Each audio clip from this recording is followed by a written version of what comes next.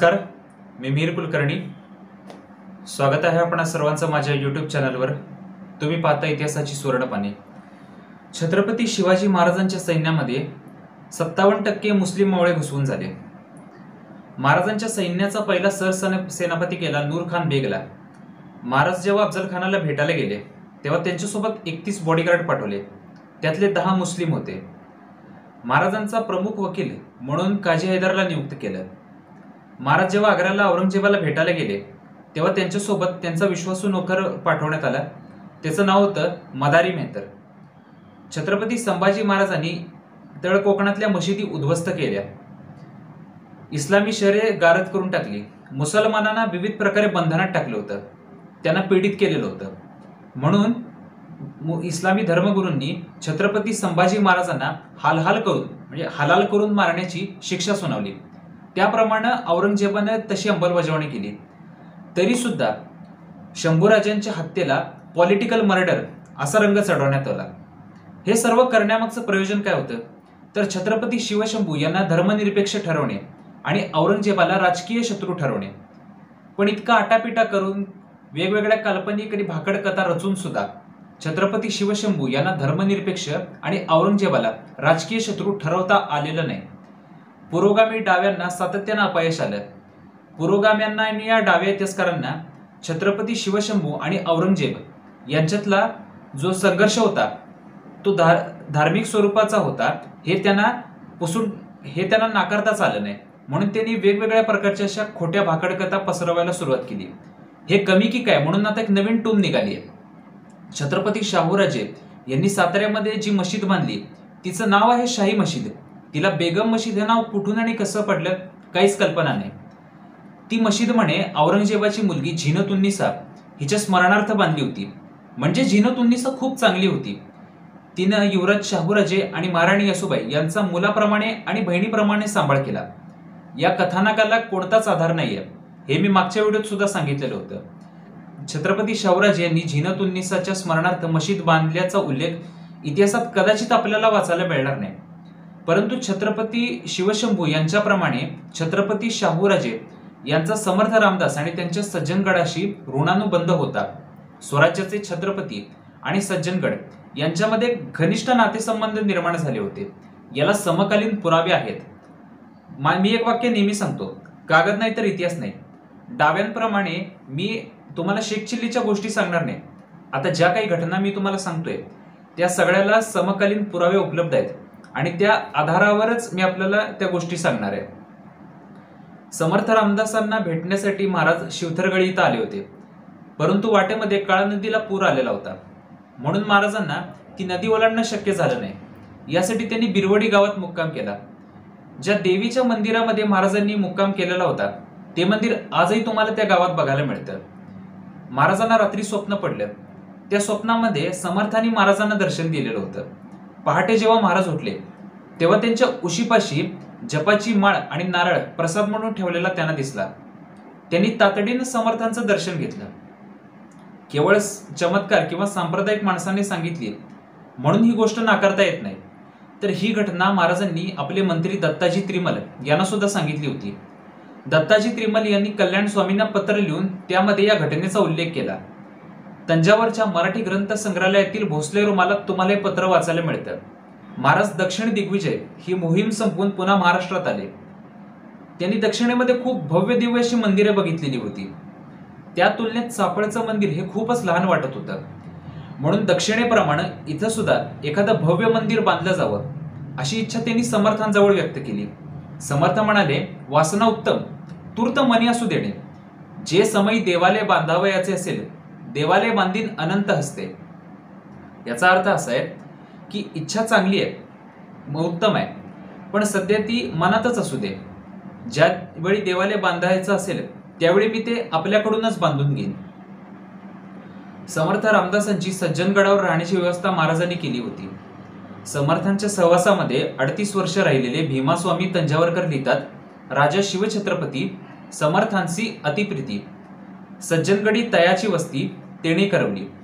म्हणजे राजा शिवछत्रपती यांना समर्थांविषयी खूप प्रेम जिव्हाळा होता. त्यांनी सज्जनगडावर समर्थांची राहण्याची व्यवस्था केली होती. शिवसालीम पत्रसार संग्रह खंड 2 मध्ये दत्ताजी त्रिमल यांची 2 पत्र उपलब्ध आहेत. पहिल्या पत्रात शिवसमर्थ यांची शिवथरगळी इथे भेट झाल्याची नोंद आहे. शिवरायांनी रामासाठी 11 गावं समर्थांना इनाम म्हणून दिलेली होती. त्या पत्रात तसा उल्लेख आहे. दुसऱ्या पत्रामध्ये शिवसमर्थ यांची चाफळला भेट झालेली होती.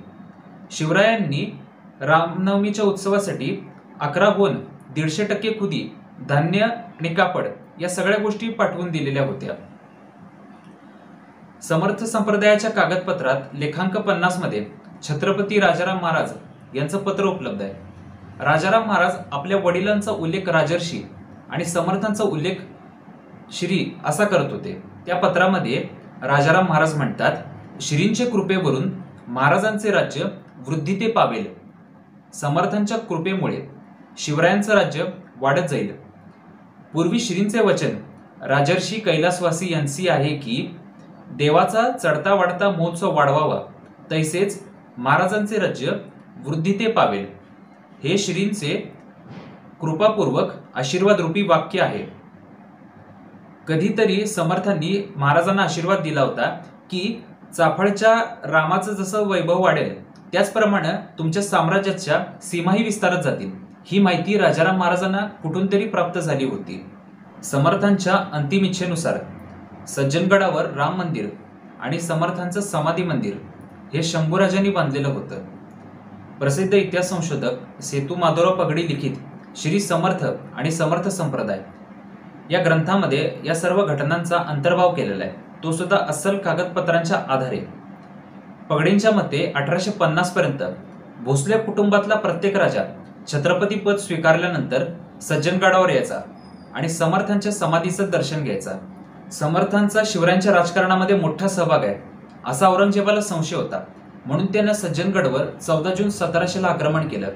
समर्थांचे कित्येक मठ औरंगजेबानं जाळून टाकलेले होते. 14, 15, 16 जून हे 3 दिवस औरंगजेब सज्जनगडावर होता. यावेळी त्यानं दासनवमी आणि रामनवमी हे उत्सव बंद करून टाकले. 1707 ला औरंगजेबाचा मृत्यू झाला. औरंगजेबाच्या मृत्यूनंतर शाहूराजे महाराष्ट्रात परत आले होते. त्यांनी मुघलांकडून पुन्हा सज्जनगडचा किल्ला जिंकून घेतला. 1710 मध्ये अक्का स्वामींच्या सांगण्यावरून समर्थांचे ज्येष्ठ बंधू गंगाधर यांचे नातू गंगाधर स्वामी यांची सज्जनगडाचे मठपती म्हणून नियुक्ती केली होती. सज्जनगडावरचं रामदास स्वामी संस्थान हे समर्थांच्या वंशजांकडे सोपवलं. तेव्हापासूनच या गडावर स्वामी घराण्याची कारकीर्द सुरू झाली. 1715 साली दासनवमीला शाहूराजे सज्जनगडावर आले होते. त्या उत्सवात रात्री 10 ते पहाटे 3 पर्यंत उमरज मठाधिपती केशवस्वामी यांनी कीर्तन केलं होतं. ते कीर्तन ऐकून शाहूराजे त्यांच्यावर खूप प्रभावित झाले आणि त्यांना बक्षीस म्हणून आपल्या गळातला सोन्याचा कंठा दिला. तो कंठा केशवस्वामींनी निष्क्रियपणे परत केला आणि असे बक्षीस देण्याऐवजी दरवर्षी दासनवमीला सज्जनगडावर येत जा ही विनंती त्यांना केली होती. भोसले घराण्यातील छत्रपती परंपरेतल्या अनेक राजांची आज्ञापत्र उपलब्ध आहेत. ती सर्व चाफळच्या देवस्थाना संबंधीच आहेत. चाफळचं देवस्थान चालवणे आणि रामनवमी उत्सव थाटामाटात साजरा करणे हे राष्ट्रवादी राजकारणाचे आणि आध्यात्मिक राष्ट्रवादाचे अंग मानल्याचे दिसून येते. छत्रपती शिवाजी महाराज, छत्रपती संभाजी महाराज, छत्रपती राजाराम महाराज, छत्रपती शाहूराजे या सर्वांची आज्ञापत्र आपल्याला भोसले रुमालात वाचायला मिळतात. ज्या तथाकथित मायने आणि प्रेमाने झिनतुन्नीसा हिनं महाराणी येसोबाईंचा सांभाळ केला होता त्या औरंगजेबाच्या मृत्यूनंतर 12 वर्ष मुघलांच्या बंदिवासात होत्या. हिंदू पदपातशाह छत्रपती शिवाजी महाराजांचे नातू धर्मवीर छत्रपती संभाजी महाराजांचे चिरंजीव असणारे शाहूराजे यांना औरंगजेब आणि त्याच्या मुलीविषयी ममत्व वाटण्याचं कारण काय? मराठे आणि मुघल यांच्यामध्ये कधीच सख्य नव्हतं. सदाशिवराव भाऊ पेशव्यांनी दिल्लीवर आक्रमण करून मुघलांचं तख्त फोडलेलं होतं. इस्लामी राज्यकर्त्यांशी संघर्ष करताना मराठ्यांचे चार छत्रपती आणि महाराणी ताराबाई यांनी आपलं आयुष्य खर्ची घातलं होतं. ते एक मशीद बांधून वैर संपणारं नव्हतं आणि अशी मशिदी बांधून जर वैर संपत असतं तर जगामध्ये पहिली मशीद इथं भारतातच निर्माण झाली आहे. केरळच्या मलबारपाशी ज्या भारतात पहिली मशीद निर्माण झाली त्याच भारतामध्ये इस्लामी राज्यकर्त्यांनी इथल्या स्थानिक लोकांच्या मुंडक्यांचे मनोरे रचले नसते. छत्रपती शाहूराजे यांनी मशीद का, कशासाठी, कोणासाठी बांधली, याचं उत्तर कदाचित इतिहासात आपल्याला कुठेही वाचायला मिळणार नाही. छत्रपती शाहूराजेंनी झिनतुन्निसाईच्या स्मरणार्थ जर ही मशीद बांधली तर त्यांनी त्या मशिदीला इनाम दिला का? स्वतः त्यांनी त्या मशिदीला किती वेळा भेट दिली? छत्रपती शाहूराजांच्या नंतर किती छत्रपतींनी त्या मशिदीला भेट दिलेली होती? आजही सज्जनगडाला साताऱ्याचे छत्रपती भेट देतात, तशी मशिदीला देतात का? छत्रपती शिवाजी महाराजांच्या काळापासून सज्जनगडाशी जो ऋणानुबंध चालत आलेला आहे तो आजही तसाच आहे. बरं, शाहूराजांच्या काळात किंवा त्यांच्या नंतर असा ऋणानुबंध त्या मशिदीशी निर्माण झालेला होता का?